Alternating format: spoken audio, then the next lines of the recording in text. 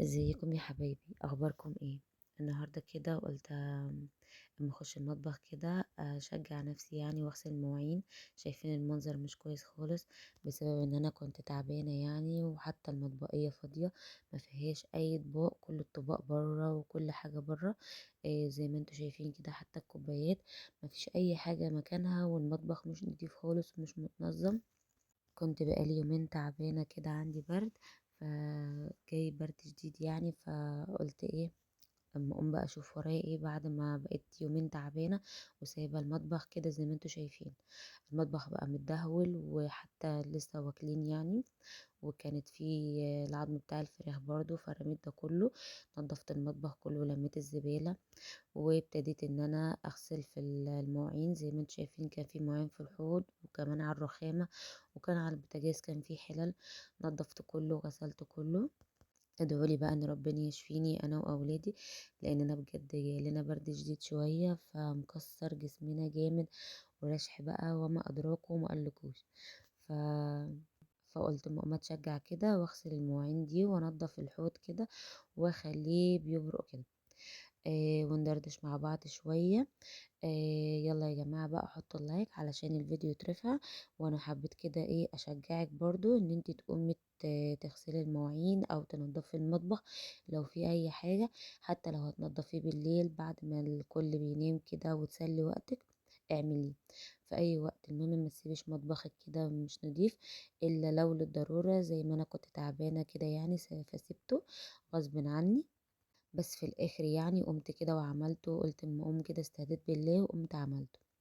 يلا بقى ندردش مع بعض. زي ما بقولكوا كده، في حاجة لفتت نظري بقالها كام يوم، فحبيت اخد رأيكم فيها. آه، طبعا انتوا شايفين الغلا اللي احنا فيه، والناس تعبانة، وكل الناس طبعا شقيانة والكلام ده. ف والاسعار طبعا شايفينها في العالي، مفيش حاجة بتقل، كله بيزيد بيزيد. فايه، لقيت بعض الكومنتات كده عندي وعند غيري وعند ناس كتير قوي. بلاقي ان الناس بتنتقدنا بسبب ان احنا بنعمل مثلا اكل وكده. فده بيبقى غصب عننا، ده شغلنا فاحنا بنعمله علشان خاطر مثلا انتوا بتتفرجوا تعملوا وصفة الكلام ده، سواء اقتصادية سواء لحمة.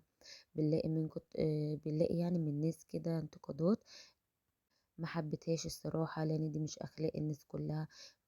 بلاقي ان الناس تقول اعملوا اقتصادي عشان خاطر احنا ما بقناش معانا فلوس ان احنا نشوف الكلام ده، ولا عيالنا ولا الكلام ده كله.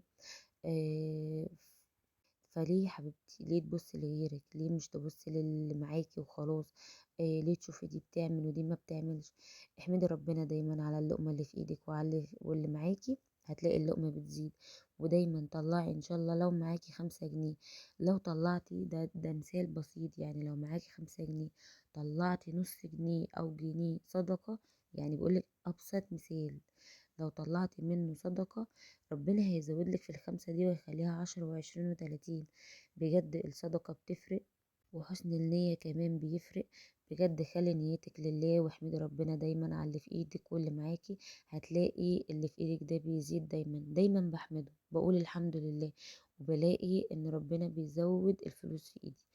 لو انا اتبطرت وقلت لا، اللي معايا ده اشمعنى انا واشمعنى مع غيري، من اللي انا بشوفه والكلام ده، بلاقي الاكل مفهوش بركه، مفيش اي حاجه. وكمان طبعا لو احنا واقفين دايما على البوتاجاز نقول اذكار كده، ودايما نقرا قران واحنا واقفين نسلي وقتنا ان شاء الله، حتى لو بنستغفر ربنا واحنا واقفين على البوتاجاز، كل ده بيطلع الاكل طعمه حلو ولذيذ وربنا بيبارك فيه. يا ريت دايما ندعي لبعض كده وربنا يهدينا لبعض، وربنا يعدي الأزمة اللي احنا فيها دي على خير كده. ويا ريت كده بقى حبيت أكلمكم في حاجة بسيطة كده من اللي أنا بشوفه يعني في كومنتات كتيرة، سواء عندي زي ما قلت لك أو عند غيري. فيا ريت نكون كويسين، بلاش السلبيات والكلام دي بتأثر في الواحد. وبس. يا رب تكون النهارده قدرت افيدكم كده واشجعك انك تقومي تعملي حاجه. ويا ريت كده تكوني استفدتي مني باي كلمه قلتها واي نصيحه انا لسه قايلها لك. ويلا بقى حطوا اللايك علشان فيديوهاتي تترفع. انا على فكرة لسه ما جبتش عدد الساعات خالص اللي موجودة في الشروط بتاعة اليوتيوب. انا بس بحب اعمل فيديوهات دايما علشان اكون معاكم وعيلتي الصغيرة تكبر بيكم، وانا خلاص خلصت المطبخ وخلصت الحوض كمان ونضفته. وكمان المطبقية هي زي ما انت شايفة مليتها خلاص بالطباق تاني وكله نضف وبقى المطبخ يبرق كده وبيلمع. وزي ما قلتلكوا احمدوا ربنا على اللقمة اللي في ايدينا وادعولي بالشفا، وهتوحشوني جدا. مع السلامة.